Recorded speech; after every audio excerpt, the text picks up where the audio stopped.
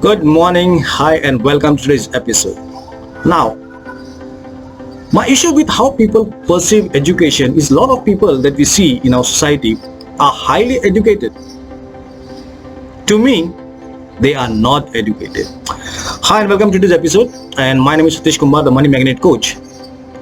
Now, before we start with learning about more about money, I want you to start reframing your mind, reframing your education system that is being taught to you. Now, just because somebody has made it to the corporate system or somebody has made it to the political system, or you can say a judicial system, or they have made it to the top of the banking or financial system, doesn't mean that they are necessarily educated or intelligent. But our society sees it that way. And that's why these people end up holding the most dominant positions, and a majority of these people who end up being at the top of the society across these different industries, they are not most conscious people when it comes to creativity. They're not the most creative people. They are not the people who are going to change humanity. They are not the difference makers of the world. A lot of them don't even demonstrate good leadership. And this has all happened because of our education system.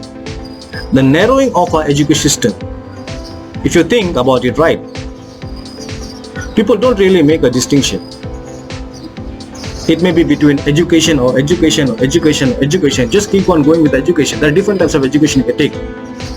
At the most basic level, you have a literacy. You have literacy.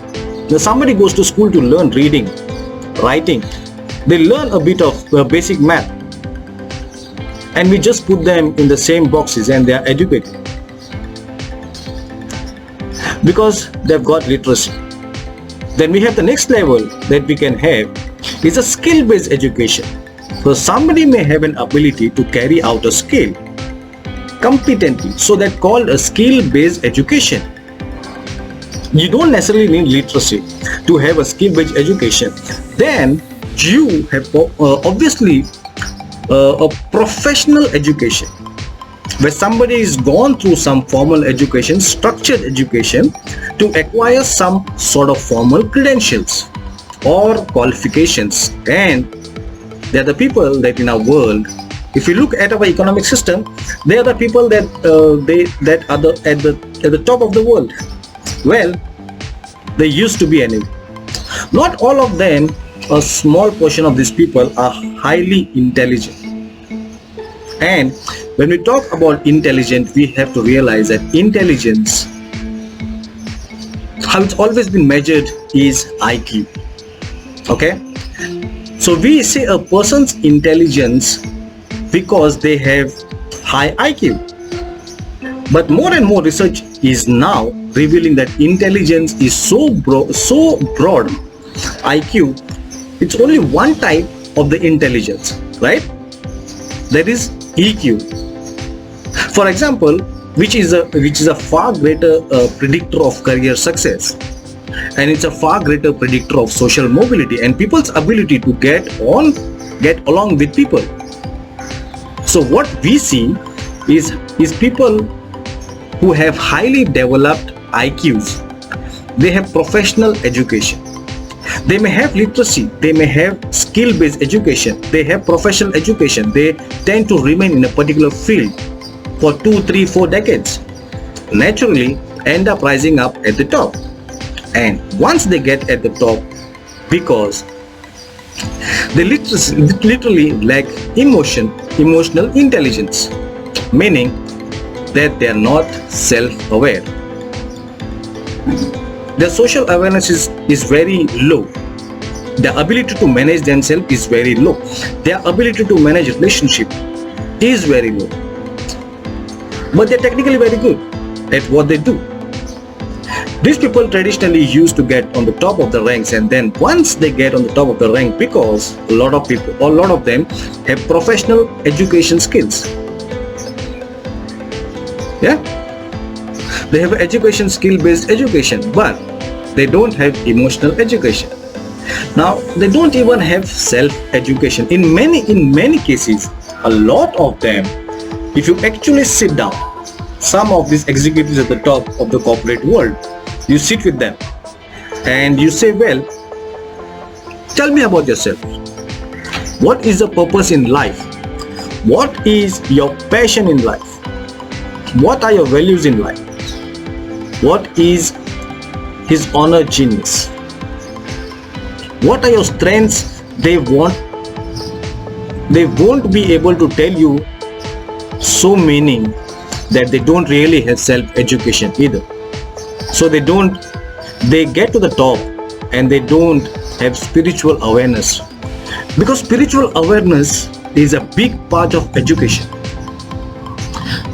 I mean, so many of us, I don't even realize that we are a mind, body, heart and spirit, right? The work system rewards us for a mental exertion and physical exertion, and so inadvertently we end up feeling like we are just a mind and a body, and there is no acknowledgement of the work system. And this does not recognize the fact that the human condition is far more complex, that we are not just a mind and a body, we are also a heart and a spirit. So how people get rewarded and how people get acknowledged in the work system today is, well, you give me your mind and give me your body, meaning your time. Then we will give you compensation. For these people, sometimes will get to the top, and so many people who get at the top have zero respect for humanity. They have zero desires to make a difference in the world, and they lack in self-awareness. They can have a very low moral and an ethical compass and still get at the top. And then what happens is, when they get to the top, guess what happens? All these young kids, their parents say, you want to end up like that, so you've got to go get this education. No reward given to character, no reward given to courage, no reward given to self-education, no regard given to emotional intelligence, the ability to relate and connect people, no understanding of humanity, no understanding of how spirituality works. So we literally have these people who get to the top. They are indoctrinated. They are good at one thing, but they are not good at making positive impact on others. And that we generally breeding and betraying all these different generations of students to follow the model. And so that's why the world is so up in many ways. Excuse my language, but the world is so up because you have all these systems, and the successful of the world are people who have accomplished a lot in one field, particularly in one field, but beyond that they lack awareness, they lack consideration. We have people who are training their kids to be like these people, right? So how many people are being taught even in the business world? I mean, how many business degrees are teaching people that they need to build character? Not many. How many business degrees are teaching people the importance of understanding people, understanding human psychology? Most people don't understand that their own mind, they don't understand how the people think. So how they're going to connect with them? So we have all these different gaps in the education system. When we bring all together these unconscious human beings, and you give them a specific type of education which allows them to do their job really well, but they're beyond that. They don't know much about life. They don't understand themselves. They're not inspired. They lack meaning. They are not making contribution. They don't understand the moral and ethical obligations to the world. They're not adding any value of humanity. They're just self-serving. When we educate them just to do that, and we don't educate them at all, other parts we have incomplete human beings. So when those human beings become very successful, if they are very driven by their own ego and self-interest, what do? They end up taking control of the system. They end up suppressing the people below them. That continues to drive their success. And that's why we have so many bad examples of leaderships in the political system, in the financial system, in the corporate system, and will continue to happen because nobody is acknowledging the fact that our education system is so limited in teaching people. So we are literally raising generations of people who are not literally educated. They are indoctrinated. Because the difference between education and indoctrinated is, when you are indoctrinated, you are told what to believe, you are told what to think. When you are educated, you are an independent, autonomous thinker.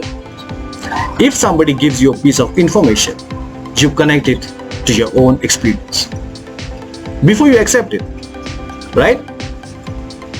So you look at how many young professionals will tell you entrepreneurship is risky. They were told that they were examined, they haven't examined it or experienced it by themselves. So this is a prime example of the fact that when we have a lot of indoctrinated people who are considered educated by society, and society that idealizes these people because these people eventually get to the top, we are then repeating that pattern of indoctrinating generations to people of, but not really understanding that these people are not going to create a value in the system. They're going to create excessively more value for themselves, and they're not going to create a value for the marketplace or the industry that they're working in. And so the cycle continues, and that's why we have this problem that are perpetual and they're not going to go away. And I remember once a mentor of mine said to me that that only 5% of the human population is responsible for all the human progress. So that's discovery, inventions, disruptions, innovations, creations. And so he said 5% of human population is responsible for majority, a human progress, and then the other 95% just benefit from all the discoveries, inventions, disruptions, innovations, and creations done by this 5%. Now it begs the question, think this, if we could somehow double the number of people who are progressing humanly, double the number of change makers, difference makers in the world, just from 5 to 10, we will literally have the problems that humanity is facing. We will literally have those problems, but nobody talks. But if we are just blindly just following a system that was given to us, we don't question it. We just think that's the best model of education, even though we are seeing literally hundreds of millions of graduates and professionals that are not inspired, not living the life they really want to live. Most of them are not even fit and healthy. Most of them are making decisions not from a place of vision, but a place of fear. Most of them don't even have this financial abundance. This is the interesting part. A lot of them have only trained themselves on particular skill or profession so that they could make money, but they don't even have the money. So that's where the people have been absolutely robbed and cheated by the education system. Now that has taught them what to think about. It did not teach them how to think. So start thinking from now and just try to analyze which education system is better for you. If you love this episode, please share it to someone whom you know and someone whom you love. I live it the same way I live after every episode. Make a mission to make somebody else's day better. This is Satish Kumar signing out. Until we meet again. Thank you very much and bye-bye. Have a good day.